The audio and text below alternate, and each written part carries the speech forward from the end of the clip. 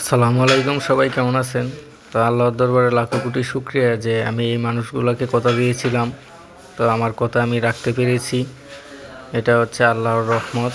তো এই যে মানুষগুলা যাদেরকে দেখতেছেন, ওনারা অসহায় সুবিধা বঞ্চিত।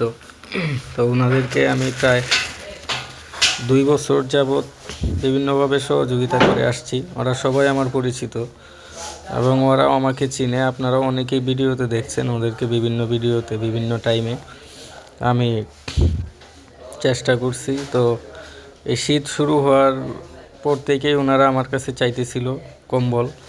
তো আমার কাছে টাকা ছিল না, যার কারণে আমি ওনাদেরকে আজকে কালকে পরশু দিব বলে ডেট দিচ্ছিলাম।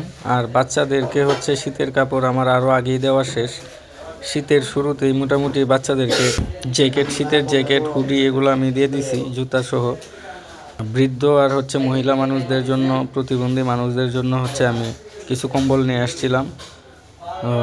মোটামুটি 100+ মানুষের আমি এই শীত বস্ত্র দিতে সমর্থ হয়েছি। তো আপনারা আমার পাশে থাকবেন, দোয়া রাখবেন। আর আসলে ঢাকা শহরে এই আমার আশপাশে এত পরিমাণ অসহায় মানুষ, এই অল্প পরিমাণ শীত বস্ত্র নিয়ে আসলে তাদের সবারকে দেওয়া সম্ভব হয় না। অনেকেই নিতে পারে নাই। তো আমি 2 দিনে মোটামুটি যাদেরকে চিনি বা যাদেরকে দেওয়া দরকার একান্তই ওনাদেরকে দেওয়ার চেষ্টা করছি। কিছু মানুষ বাকি আছে, আমি পরবর্তীতে দেওয়ার চেষ্টা করব, বা পার্সোনালি আমি ডেকে দিয়ে দিচ্ছি।